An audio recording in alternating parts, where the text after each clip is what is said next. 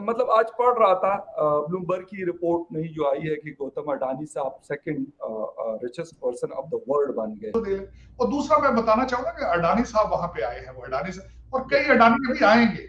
उसकी वजह ये है, देखें, एक तो नेशनलिज्म की बात कर रहा था, दूसरा लॉ एंड ऑर्डर की हालात, तीसरा अदालतें अगर इंसाफ दे। इंडिया के बिलियनियर गौतम अडानी अब जेफ बेजोस को पीछे छोड़कर सेकंड नंबर पर आ चुके हैं और वो second richest man of this world. अब ये इसलिए ज़्यादा ज़रूरी या ये कि अहम हमारे लिए क्यों है कि हम साया मुल्क है और हम साया मुल्क होने के नाते हम बहुत सारी चीज़ों में कंपैरिजन करते हैं, बहुत सारी चीज़ों में नहीं भी करना चाहिए, हम तब भी करते हैं। जाहिर है ऐसा तो होता है ना कि हम कहते हैं कि देखो एक ही साथ सब कुछ, लेकिन वो कहाँ चलेगा। यहाँ पे जो बिजनेसमैन है वो रो रहा है, फिजिबिलिटीज मिलती नहीं है। इंडिया में फिजिबिलिटीज ज़्यादा है, इसलिए लोग जो हैं वो अच्छी तरीके से आगे से वेल नोन तरीके से आगे आते हैं। वहाँ के लोग सेलिब्रिटीज़ बन जाते हैं। यहाँ पे लोगों को फिजिबिलिटी ही नहीं मिलती तो कोई वेल नोन कैसे हो सकता है? जो से बिजनेस है वो भी अगले बंद कर रहे हैं तो अच्छा बिजनेसमैन सामने का। मतलब आज पढ़ रहा था ब्लूमबर्ग की रिपोर्ट नहीं जो आई है कि गौतम अडानी साहब second richest person of the world बन गए।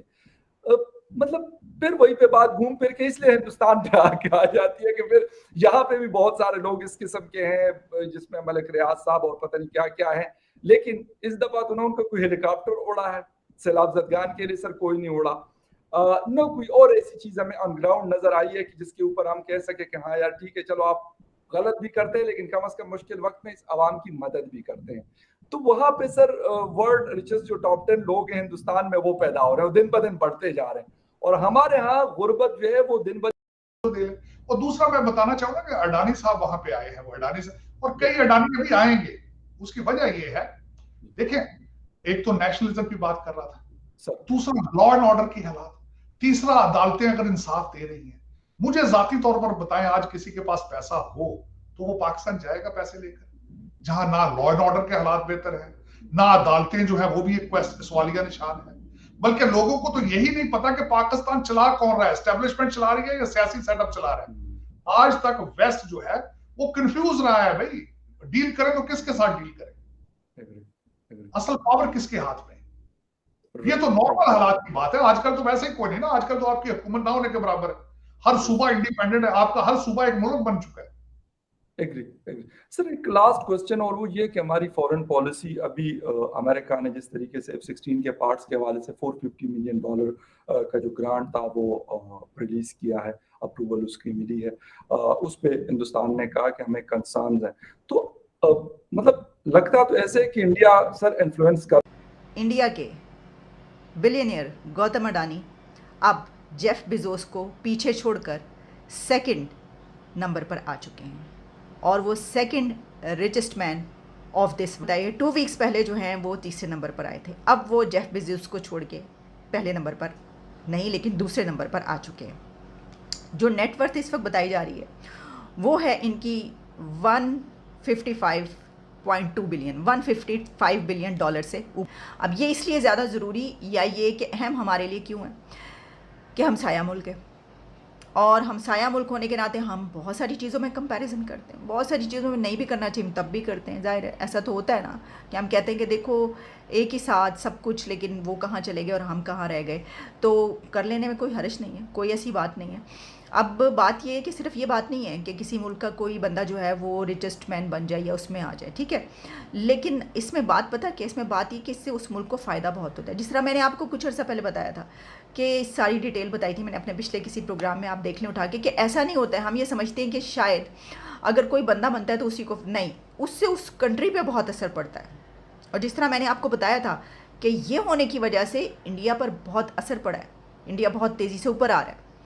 तो पाकिस्तान में हमें इस वक्त सिचुएशन हमारी तो खैर फ्लड्स की वजह से जहाँ पर है वो आप जानते ही हैं, आप देख ही रहे हैं। और स्टेट बैंक की जो रिपोर्ट आई है वो भी कोई इतनी हौसला अफजा नहीं है। हमारे जो रिज़र्व्स हैं वो 8 पॉइंट समथिंग पर आ गए, यानी आप जानते हैं 11 हम कह रहे थे जब कुछ अर्सा पहले, चंद महीने पहले हमने इस मौजू पर एक प्रोग्राम आखिरी किया था जब वो डिफ़ॉल्ट की तरफ जा रही थी, उस वक्त मैं काफ़ी प्रोग्राम कर रही थी इस पर, तो उस पर कोई 11 समथिंग हमने कहा था, वो वहाँ से हमने छोड़ते छोड़ते फिर 10 पे है, अब हम 8।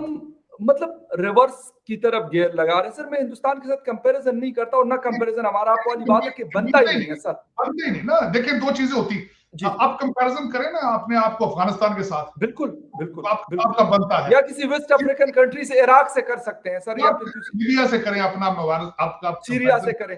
यहाँ के लीडरशिप कोई नहीं है, मुल्क टूटा फूटा है। केपी की सीधा आईएमएफ से बातें कर रहा है, पंजाब सीधा आईएमएफ से बातें कर रहा है। आप उनके हालात देखें ना। आपने आज तक, मैं आपसे एक कंपैरिजन सिर्फ ये पूछूंगा, आज तक भारत के अंदर किसी सदर ने वोट ऑफ नो कॉन्फिडेंस के बाद कहा है कि मैं इंडिया को आग लगा दूंगा? सवाल ही नहीं पैदा होता सर। आज तक वहां पे कभी मार्शल लॉ देखा आपने भारत के? No sir, no sir. आपकी सियासी नशोनुमाई नहीं हुई है, ना आपकी अवाम की, ना आपके लीडरों की। उन्हें पता ही नहीं जमहूरियत क्या है, सियासत क्या है, अपोजिशन क्या है। कहते हैं कि हमें सऊदी अरेबिया भी उस तरह हेल्प नहीं कर रहा, हमें चाइना भी उस तरीके से हेल्प नहीं कर रहा।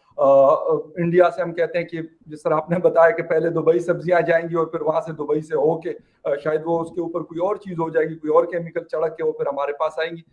तो सर हम अगर चाइना हमारा जिसे कहते हैं कि ऑल वेदर फ्रेंड हम उसको कहते हैं, सऊदी अरेबिया भी काफी उन्होंने हेल्प की भी, लेकिन हम खुद क्यों नहीं कर पाते कुछ, और खुद क्यों नहीं अपनी डायरेक्शंस बनाना चाहते? मैं बल्कि फखर साहब यही कहने वाला था, दुनिया आपकी मदद करे लेकिन पाकिस्तानी पाकिस्तानियों की मदद क्यों नहीं करना चाहते? दुनिया के अमीर तरीन लोगों की, और अमीर तरीन लोगों की एक लिस्ट में जो दूसरे नंबर पर नाम है वो एक इंडियन का है, गौतम अदानी, जैसा कि आप सब जानते हैं। और पूछते हैं पाकिस्तानी अवाम से कि इंडिया ने खुद को इतना ग्रो कैसे किया और इंडिया के लोगों में इतनी तरक्की कैसे आई कि वो दुनिया के अमीर तरीन लोगों में दूसरे। यहाँ पे जो बिजनेसमैन है वो रो रहा है, फिजिबिलिटीज़ मिलती नहीं है। इंडिया में फिजिबिलिटीज़ ज़्यादा है, इसलिए लोग जो हैं वो अच्छे तरीके से आगे से वेल नॉन तरीके से आगे आते हैं। वहाँ के लोग सेलिब्रिटीज़ बन जाते हैं।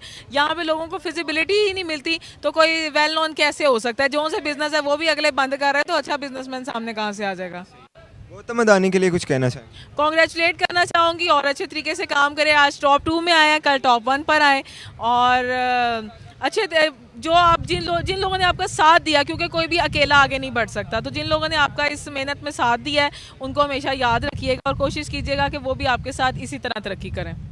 अच्छी बात है, उनको आना भी चाहिए, वो आ सकते हैं। हमारी तरह थोड़ी ना है कि यहाँ पे अगर कोई कुछ करना चाहता है तो उसको करने नहीं देते हैं, तो वहाँ पे उनके टैलेंट की वैल्यू रखी जाती है। तो मेरे ख्याल से अगर वो सेकंड नंबर पे तो मेरे ख्याल से फर्स्ट पे भी आ सकते। पहले आई थिंक वो 67 नंबर पे था। काफ़ी उन्होंने मेहनत की, अपना टैलेंट आगे लेके अपनी एबिलिटीज़ को किया आगे। तो बात करते चलो पाकिस्तान की, तो पाकिस्तान में भी इतने अमीर लोग हैं बट इस लेवल तक कोई क्यों नहीं पहुँचता? अमीर हैं दिल के करीब।